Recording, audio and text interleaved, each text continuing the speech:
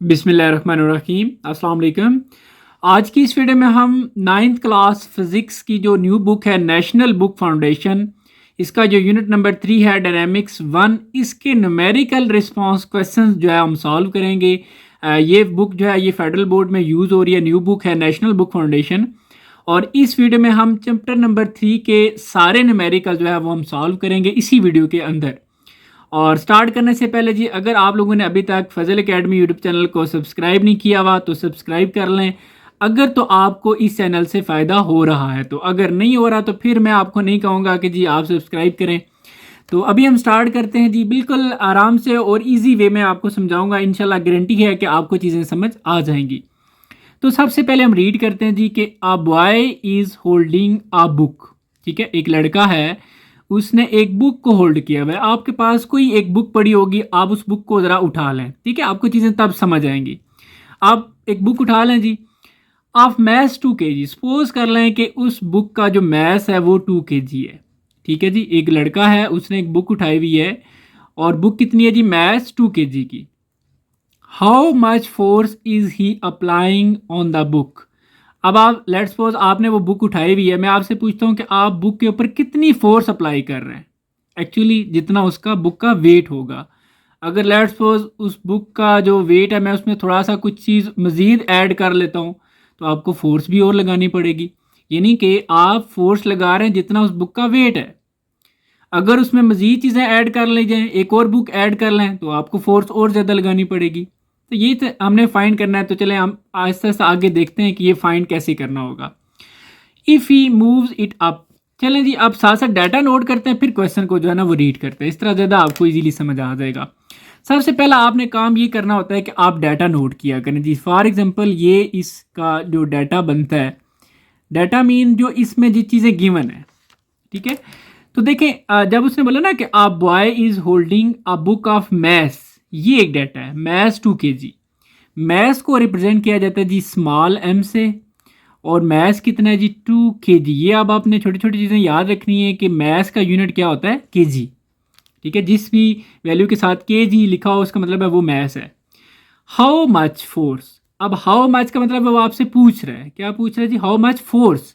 Force कितनी is he applying on the book. वो जो लड़का है वो बुक के ऊपर कितनी फोर्स अप्लाई कर रहा है, ये फोर्स हमने फाइंड करनी है। इसको फोर्स को एफ से प्रेजेंट किया जाता है और ये हमने क्या करनी है जी, फाइंड करनी है। अब if he moves it up, पहले तो उसने बुक यहाँ पे ऐसे होल्ड की हुई थी, लेकिन अब वो उसको ऊपर की तरफ लेकर जा रहा है। If he moves it up. ठीक है, तो ये भी याद रखें, जब वो ऊपर लेकर जा रहा है तो उसे और फोर्स लगानी पड़ेगी। ठीक है, फोर्स लगाएगा तब वो बुक मजीद ऊपर जाएगी। अच्छा, जब फोर्स लगेगी तो ये याद रखें कि जिस भी बॉडी पे फोर्स लगती है उसमें एक्सेलरेशन प्रोड्यूस हो जाता है। ये न्यूटन का सेकंड लॉ है। ठीक है, तो एक्सेलरेशन उसमें कितना प्रोड्यूस हो जाएगा जी, 3 मीटर पर सेकेंड स्क्वायर। तो एक्सेलरेशन के लिए जो सिंबल यूज होता है वो ये स्मॉल ए है, और इसकी वैल्यू गिवन है कितनी है जी, 3 मीटर पर सेकेंड। इसको बोलते हैं 3, ये मीटर, इसको लिखा जाता है ऐसे पर सेकेंड स्क्वायर। इसको ना यूं भी लिखा जाता है, मैं इसको यूं भी लिख देता हूँ, 3 ऐसे लिखा हुआ है ना, ये डिवाइड में ऐसे लिखा हुआ है। इस ये जो सेकेंड का जो स्क्वायर है, इसको जब हम ऊपर लेकर जाएंगे तो ये हो जाएगा -2। ठीक है, ऐसे भी लिखा जाता है और ऐसे भी लिखा जाता है। इसको हम बोलते हैं मीटर पर सेकेंड स्क्वायर। ठीक है जी, आप चूंकि 9th क्लास के स्टूडेंट्स हैं, नए नए आते हैं, तो इसलिए छोटी छोटी चीज़ें मैं आपको गाइड कर रहा हूँ। अब वो आगे कहता है जी कि अच्छा यहाँ पर एक चीज़ आप नोट कर लें, ये वो फोर्स है जो आपने उसके ऊपर लगाई हुई है, होल्ड किया हुआ था। अब आपने यहाँ पर एक और फोर्स भी लगाई थी, if he moves it up, यानी कि जब वो लड़का बुक को ऊपर की तरफ लेकर जाता है, इसका मतलब है वो मजीद फोर्स लगाएगा। तो ये फोर्स जो होगी जब वो खुद से दोबारा से लगा रहा है ऊपर ले जाने के लिए, इस फोर्स को, ये भी फोर्स हम फाइंड करेंगे। अब देखें दो फोर्सेज होगी, इसलिए हम इसको F1 कह देंगे और इसको हम F2 कह देंगे। अच्छा, इसकी ज़रूरत हमें क्यों पड़ी, क्योंकि ये तो उसने पूछा था जी कि हाउ मच फोर्स। अब ये हमने क्यों लिख ली बीच में, ये इसकी रीज़न आपको भी समझ आएगी कि how much should he apply total force. अब वो आपसे पूछ रहा है कि टोटल फोर्स उसने कितनी लगाई।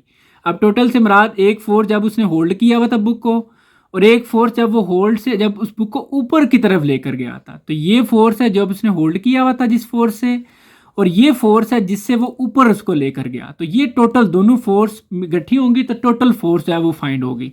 यानी कि अब जो टोटल फोर्स है वो कैसे आएगी टोटल फोर्स जिसको हम सिंपली एफ का नाम दे देंगे, और ये फोर्स आएगी जब आप F1 ये वाली फोर्स और ये वाली फोर्स आपस में ऐड कर लेंगे। तो ये चीज़ एक्चुअली हमने क्या करनी है जी, फाइंड करनी है।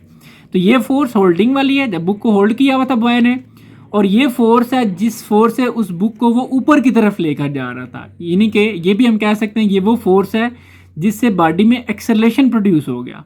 ठीक है, ये मैं लिख देता हूँ यहाँ पर, फोर्स प्रोड्यूस एक्सेलरेशन, यानी कि इस फोर्स ने क्या बॉडी में प्रोड्यूस किया था, एक्सेलरेशन, जब वो उसको ऊपर की तरफ लेकर गया था।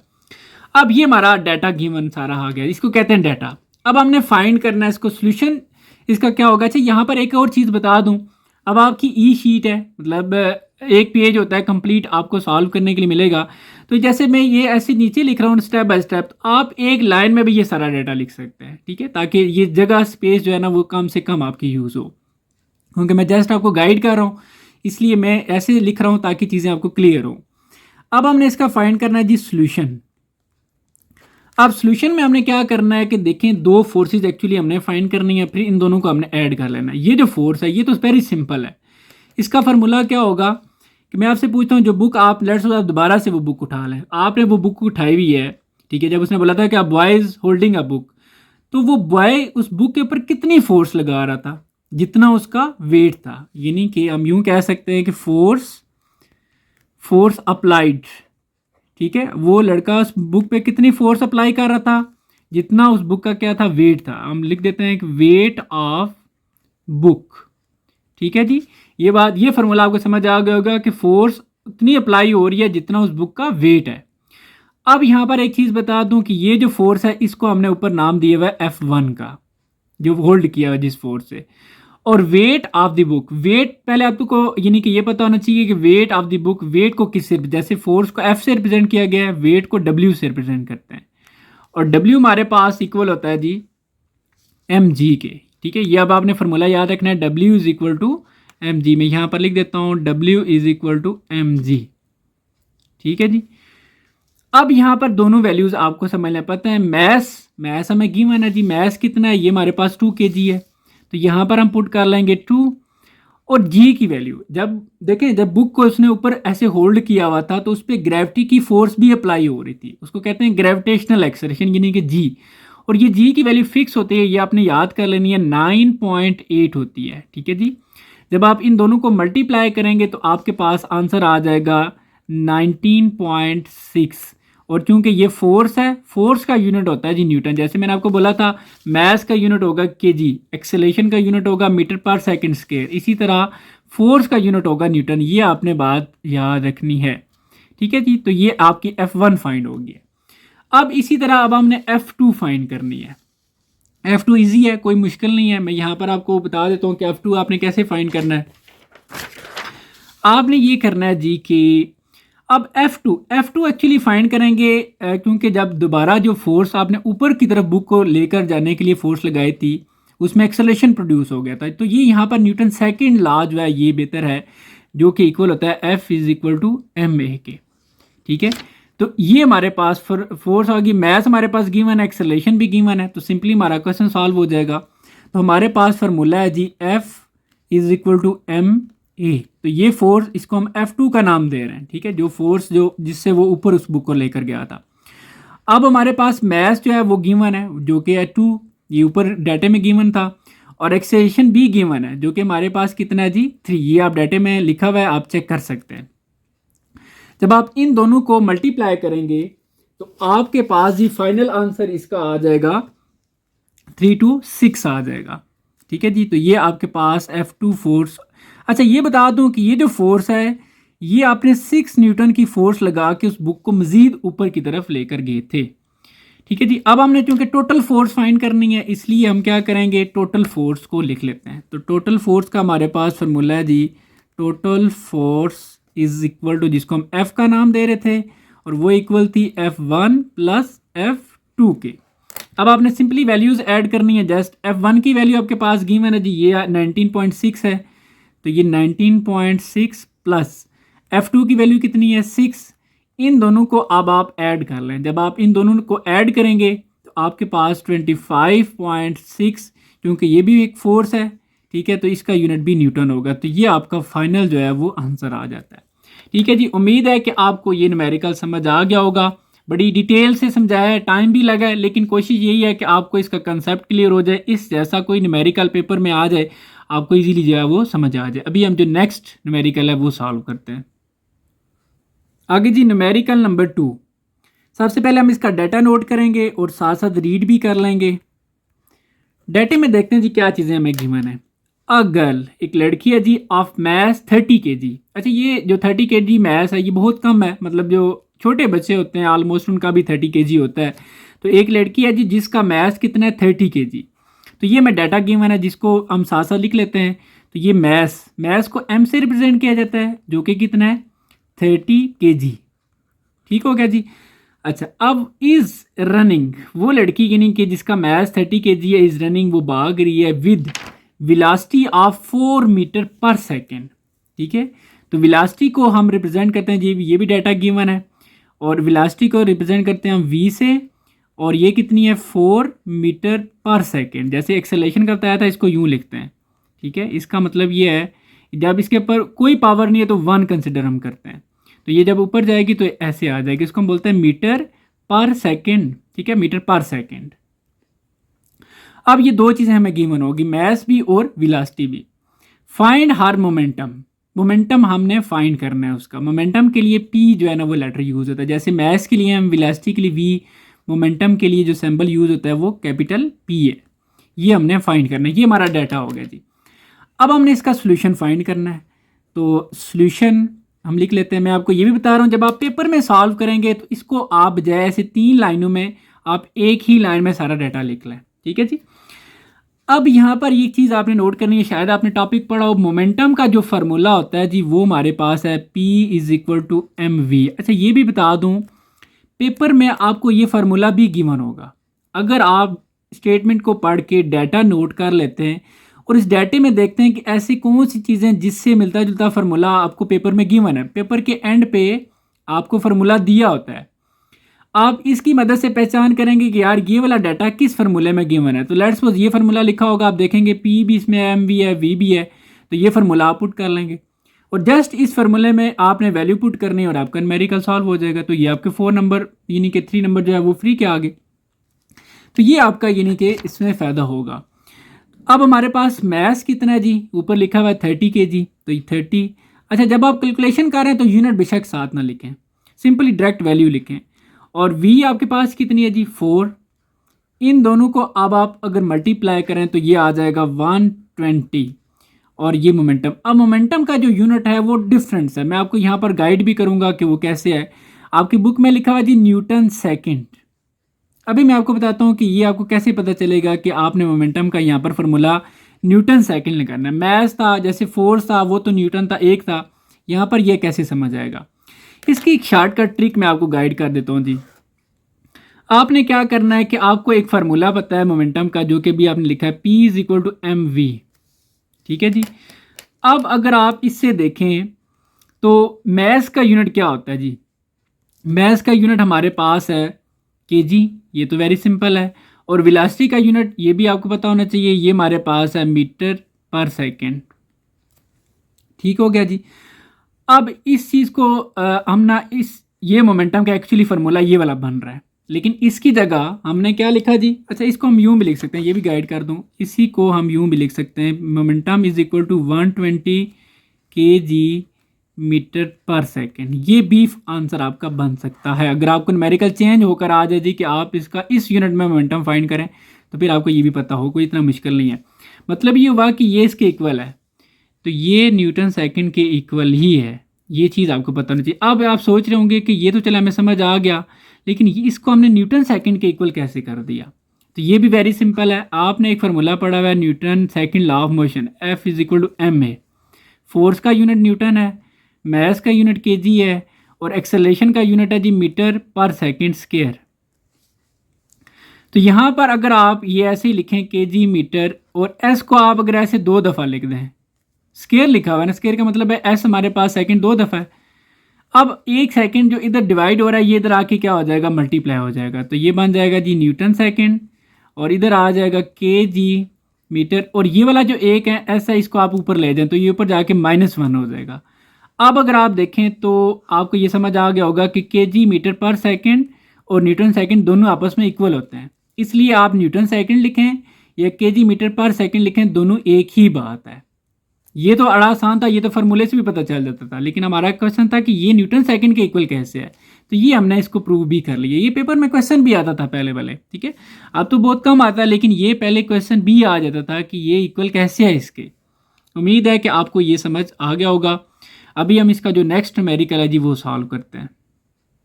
नेक्स्ट जी न्यूमेरिकल नंबर 3, इसका हम डाटा नोट करते हैं और साथ साथ हम स्टेटमेंट भी पढ़ लेते हैं, ठीक है जी। अब देख लेते हैं जी। सबसे पहले जब उसने बोला जी कि 2 kg स्टील बॉल, एक बॉल है, स्टील बॉल है, ठीक है, उसका मैस कितना है जी 2 kg, तो ये डाटा गिवन है, हम यहाँ पर लिखते जाते हैं साथ साथ मैस। अब देखें मैस को, ये 2 kg है ना, 2 kg से पता चल गया कि ये एक मैस है। मैस कितना है जी 2 kg। अब क्या हुआ कि 2 kg steel ball is moving with speed of 15 meter per second. ये जो यूनिट लिखा है मीटर पर सेकंड, ये वेलोसिटी का यूनिट है। यहाँ पर आप स्पीड या वेलोसिटी एक बात कह सकते हैं, तो ये हमारे पास वेलोसिटी, और वेलोसिटी को या स्पीड को, स्पीड भी आप कह सकते हैं, स्पीड को हम v से रिप्रेजेंट करते हैं, जो कि हमारे पास कितनी है। अब चूंकि ना उसने बोला मीटर पर सेकेंड, तो ये हमारे पास है 15 मीटर पर सेकेंड, ये स्पीड होगी, ठीक है जी। यहाँ तक बात समझ आ गई, नहीं कि स्टील बॉल है, लेट्स सपोज मूव कर रहा है कि फायर जो है ना, आप देखें सिंपली एक फ्रेश है, आपको ये एक स्टील बॉल ले लें, उसको यूं जो है ना अब मूव करवाएं, तो वो मूव कर रहा है जी 15 मीटर पर सेकंड से। इट हिट्स, वो हिट करता है विद बल्क ऑफ सैंड, एक रेत का ढेर सा है, बल्क ऑफ सैंड, उससे जाके हिट करता है, एंड कम्स टू रेस्ट। अच्छा ये भी एक वेलोसिटी है, आप सोच रहे होंगे ये कैसे है, कम्स टू रेस्ट, ये भी वेलोसिटी है। पहले इसकी वेलोसिटी थी 15 मीटर पर सेकंड, अब उसकी वेलोसिटी हो गई है 0 मीटर पर सेकंड। अब आप सोच रहे होंगे कि 2 वी लिख दिया, देखें जो पहले वाली वेलोसिटी इसको आप वी आई कह देंगे, ये आई का मतलब है इनिशियल, इनिशियल मीन जो पहले वेलोसिटी थी, पहले कितनी थी 15, फिर वो जब हिट करता है उस बल्क ऑफ सैंड के साथ, फिर उसकी वेलोसिटी यानी कि फाइनल वेलोसिटी क्या हो जाती है जी 0। ये एक टेक्निकल पॉइंट है जो आपको समझना था। 2 वेलोसिटी, ठीक है, एक हो गई ये वाली, और दूसरी जब उसने बोला कम्स टू रेस्ट, उससे टकराने के बाद वो रेस्ट में आ जाता है। जहरी सी बात है, आप बाल ऐसे मूव कर रहे, रास्ते में कोई चीज़ आ जाती है, जब वो उससे हिट करेगा तो वो स्टॉप हो जाएगा, तो उसकी ये वेलोसिटी आ जाएगी। इससे ये 15 से वो 0 पर आ गया इन 0.2 सेकेंड। अब टाइम कितना लगा रहा है जी, टाइम के लिए आप जो है वो स्मॉल टी यूज़ करेंगे, जो कि कितना है 0.2, और सेकेंड के लिए हम छोटा सा s लिख लेते हैं। फाइंड फोर्स, अब फोर्स फाइंड करनी है अप्लाइड बाय सैंड बल्क, जिससे वो टकराया था, वो रुक गया था, उसकी उससे कितनी फोर्स लगी है उस सैंड से, ठीक है, वो फोर्स एक्चुअली हमने फाइंड करनी है। फोर्स को हम एफ से रिप्रेजेंट करते हैं, और ये हमने क्या करनी है, फाइंड करनी है। ये हमारे पास डाटा आ गया। पेपर में आप इस डाटे को एक लाइन में लिखेंगे, ठीक है जी, मैंने जस्ट समझा रहा हूँ ताकि खुला खुला करके लिख रहा हूँ, आपको चीज़ें समझ आए। अब हमारे पास इसका सोल्यूशन आ जाता है जी। सोल्यूशन में हम क्या करेंगे, एक्चुअली हमने फाइंड क्या करना है, एफ। अब f के लिए जो हमारे पास फार्मूला है ना जी, वो हमारे पास इक्वल है f is equal to M A. Formula क्या है जी, f is equal to M A. लेकिन इसमें एक प्रॉब्लम है, मैथ तो हमें गिवन है जो कि है 2 kg, a की वैल्यू हमें नहीं पता, a की वैल्यू हमें पता ही नहीं है, फिर हम कैसे ये फाइंड करेंगे, इसलिए हमें a की वैल्यू भी पता होनी चाहिए। a का भी हमारे पास फार्मूला है, ये फार्मूला जी a is equal to final velocity, इसको कहते हैं f का मतलब है final velocity minus initial velocity जो पहले वाली थी, ठीक है, डिवाइड बाय t। ये एक्सेलेरेशन का फार्मूला है। हम पहले ये लगा कि a फाइंड करेंगे, जब a आ जाएगा फिर m भी है, दोनों को आपस में मल्टीप्लाई करके फोर्स फाइंड कर लेंगे। अब सबसे पहले हम a की वैल्यू लिखेंगे, a is equal to V F minus V I divide by t। अब हमने क्या करना है जी, वी एफ। अब वी एफ हमारे पास कितनी है 0, माइनस वी आई कितनी है जी हमारे पास 15, डिवाइड बाय टाइम हमारे पास कितना है 0.2। ये डाटा हमने पुट किया। अब 0 माइनस 15 करेंगे तो ये -15 ही आ जाएगा आपके पास, डिवाइड बाय 0.2 कर लेंगे। अब आप इन दोनों नंबर्स को आपस में डिवाइड कर लें, माइनस का एज इट इज लिख दें, 15 को आप डिवाइड करें 0.2 से, जब आप डिवाइड करेंगे तो ये आ जाएगा 75, और चूंकि ये एक्सेलरेशन है तो इसका यूनिट भी लिख दें मीटर पर सेकंड स्क्वायर। ठीक है जी। अच्छा, यहाँ पर एक पॉइंट ज़रा समझने वाला है, ये एक्सेलरेशन के साथ जो ये माइनस का साइन आ गया है, इसका मतलब क्या है? इस एक्सेलरेशन को, जो एक्सेलरेशन नेगेटिव हो, जो एक्सेलरेशन नेगेटिव हो उसको क्या बोलते हैं जी? डीसेलरेशन। ये आपने याद रखना है, डीसेलरेशन। और एक और वर्ड भी यूज होता है, रिटार्डेशन। ये वर्ड डीसेलरेशन का मतलब है नेगेटिव एक्सेलरेशन। ठीक है जी, इसका मतलब क्या है? नेगेटिव एक्सेलरेशन आप यूज़ करेंगे। ठीक है, मैं यहाँ पर चीज़ें लिख रहा हूँ ताकि आपको सारी चीज़ें क्लियर हों। डीसेलरेशन बोलते हैं नेगेटिव एक्सेलरेशन को, और डीसेलरेशन कब होता है? जब वेलोसिटी कम हो जाए। ये डीसेलरेशन कब प्रोड्यूस होता है? जब वेलोसिटी डिक्रीज हो जाए। मैं आपको गाइड करता हूँ जी, आपने परेशान नहीं होना इससे। देखें, अब हमारे पास जो वेलोसिटी थी ना वो 15 थी, 15 से वो 0 पे आया है। आप बताएं वेलोसिटी कम हुई है या ज़्यादा हुई है? वेलोसिटी कम हुई है। तो जब भी वेलोसिटी कम होती है तो वेलोसिटी के चेंज होने से एक्सेलरेशन बॉडी में प्रोड्यूस होता है, लेकिन जब वेलोसिटी कम हो तो वो जो एक्सेलरेशन प्रोड्यूस होता है वो नेगेटिव एक्सेलरेशन होता है, और उसको बोलते हैं डीसेलरेशन। जब वेलोसिटी ज़्यादा हो तो एक्सेलरेशन पॉजिटिव होता है, लेकिन अभी क्योंकि वेलोसिटी कम हुई है इसलिए एक्सेलरेशन नेगेटिव है। सो जी, हमारे पास ये एक्सेलरेशन फाइंड हो गया है। अब हम बड़ी आसानी से जो है वो फोर्स वह फाइंड कर सकते हैं। अब हमारे लिए क्या फार्मूला है जी? F = ma, ये फार्मूला है। अब इसमें हमारे पास मैस कितना गिवन है जी? हम ऊपर डाटे में देख लेते हैं। मैस हमारे पास 2 kg है, और एक्सेलरेशन हमारे पास कितना फाइंड हुआ है जी? -75।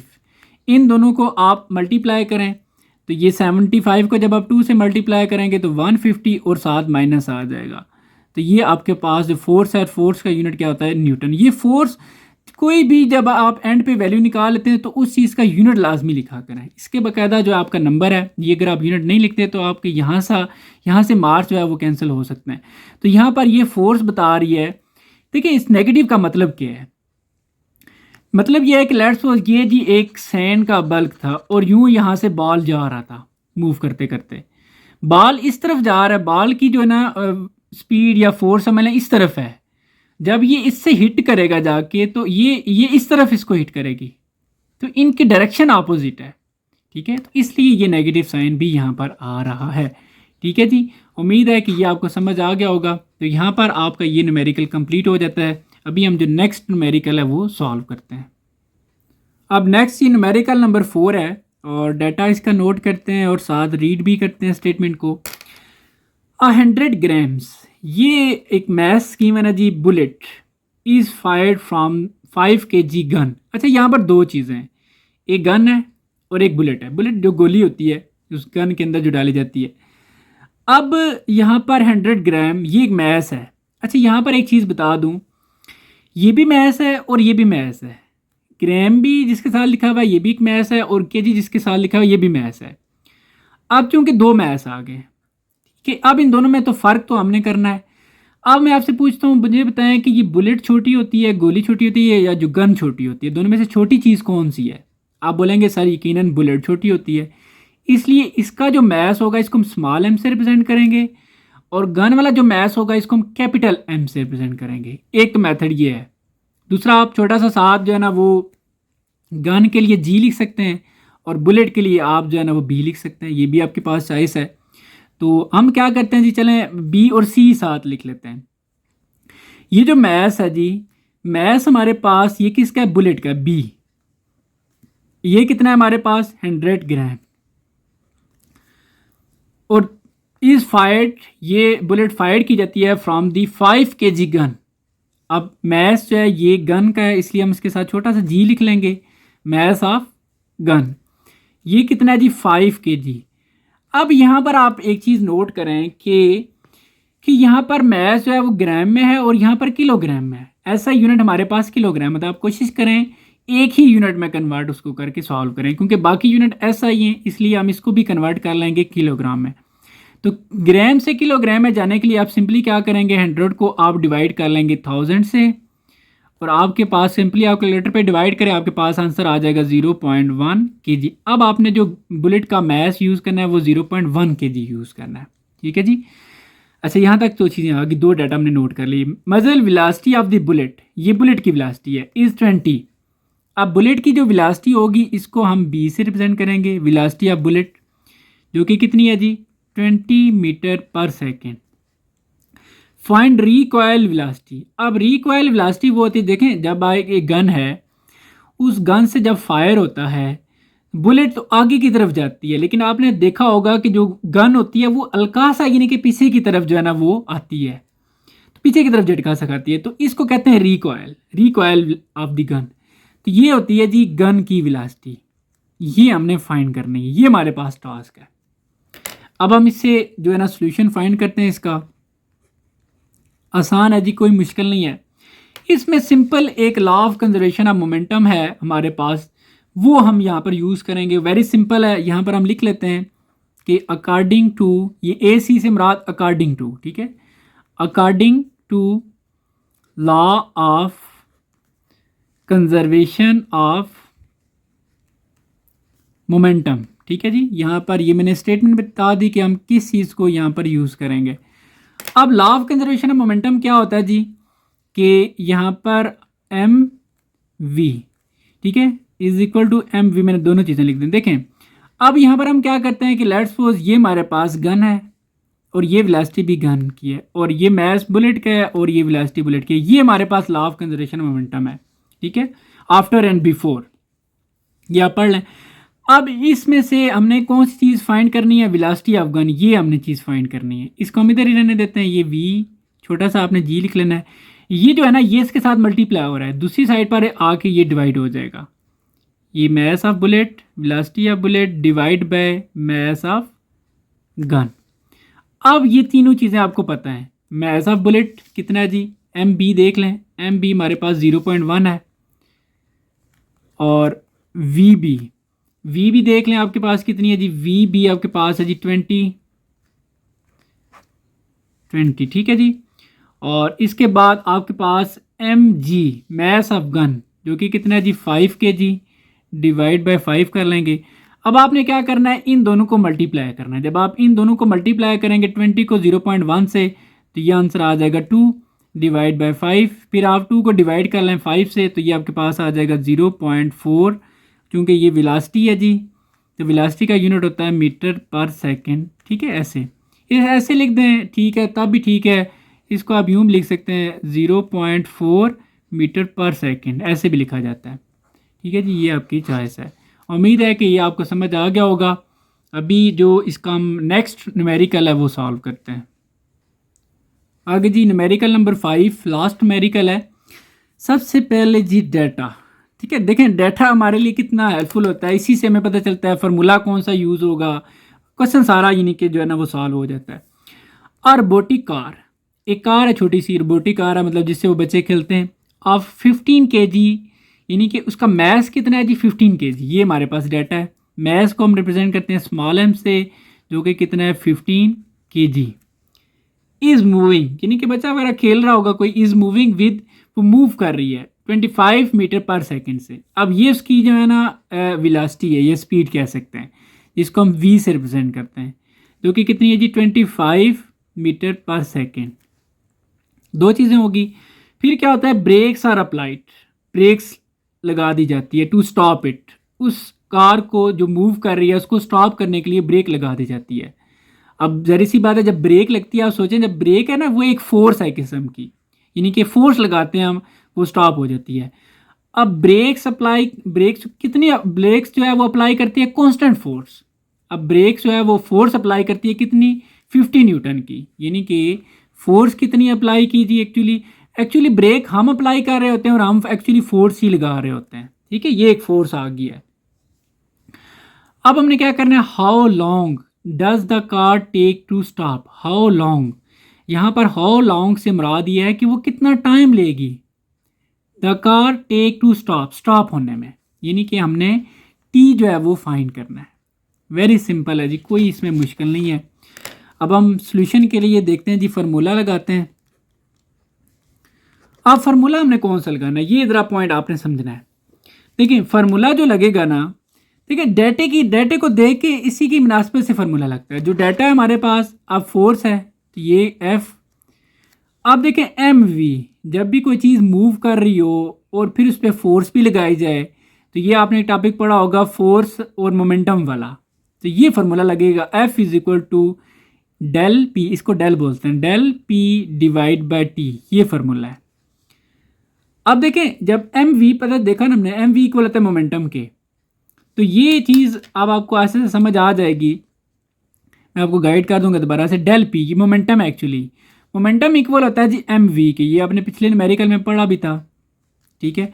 अब देखें हमारे पास एम भी गिवन है, वी भी गिवन है, टी भी गिवन है, एफ हम फाइंड कर लेंगे, ठीक है, वेरी सिंपल है। अब हमारे पास एम की वैल्यू कितनी है जी, ये ऊपर देखें 15 kg है, तो यहाँ पर 15 आ जाएगा। और वी हमारे पास कितनी है जी, वी ऊपर आप देखें 25 है। और टी देखें कितना है जी, टी हमने तो फाइंड करना है। अच्छा बेहतर है, चलें यहाँ पर आपको ना एक स्टेप में और बता देता हूँ। ये टी हमने फाइंड करना है और एफ हमारे पास कितना है जी, 50 है। अब देखें जो चीज़ हमने फाइंड करनी है ये इधर नीचे है, ये डिवाइड हो रही है, इसने इधर ऊपर आ जाना, मल्टीप्लाई हो जाना इधर, इसको हम इधर ले आते हैं और इसको हम इधर ले आते हैं, ठीक है। तो ये टी जो है 50 की जगह चला गया और 50 जो है वो टी की जगह आ गया, ये ऐसे जी, ठीक है। अब वेरी सिंपल है, अब आप 25 को 15 से मल्टीप्लाई कर लें तो ये आपके पास आ जाएगा जी 375, फिर डिवाइड बाय आपने 50 करना है। जब आप इन दोनों को आपस में आप डिवाइड करेंगे तो ये ऑलमोस्ट आ रहा है जी 7.5। आप चूँकि ये टाइम है, टाइम का यूनिट होता है सेकेंड, तो यहाँ पर आपका ये जो न्यूमेरिकल है ये कंप्लीट हो जाता है। उम्मीद है जी कि आपको ये जो 5 के 5 न्यूमेरिकल समझ आ गए। देखें टोटल टाइम तो ज़्यादा लगा, यानी कि 30 मिनट लग गए टोटल, ठीक है, ऑलमोस्ट। तो क्योंकि मेन मकसद ये होता है कि अब मैं शार्ट भी कर सकता हूँ, बड़ा जल्दी जल्दी मैं लिखता जाऊँ और ये सॉल्व हो जाएगा, लेकिन कोई मेन वीडियो बनाने का मकसद ये है कि आपको चीज़ें समझ आएँ, आपको कंसेप्ट क्लियर हो जाए, ताकि अगर थोड़ा सा न्यूमेरिकल चेंज हो जाए तो आप फिर भी जो है ना इसको सॉल्व कर सकें। और अगर आपको ये वीडियो समझ आई है, लेक्चर समझ आया है, तो वीडियो को लाइक कीजिएगा। जितने लाइक्स होते हैं उससे मुझे आइडिया होता है कि जी मतलब इतने स्टूडेंट्स को बहुत अच्छे से समझ आ गई है। और दूसरा, चैनल को अगर आपने सब्सक्राइब नहीं किया हुआ तो सब्सक्राइब करके फजल एकेडमी का हिस्सा बने। और पढ़ाते हुए जी कोई मिस्टेक हुई है तो इसके लिए माज़रत चाहता हूँ, और अपना बहुत सारा ख्याल रखिएगा जी। अल्लाह हाफिज़।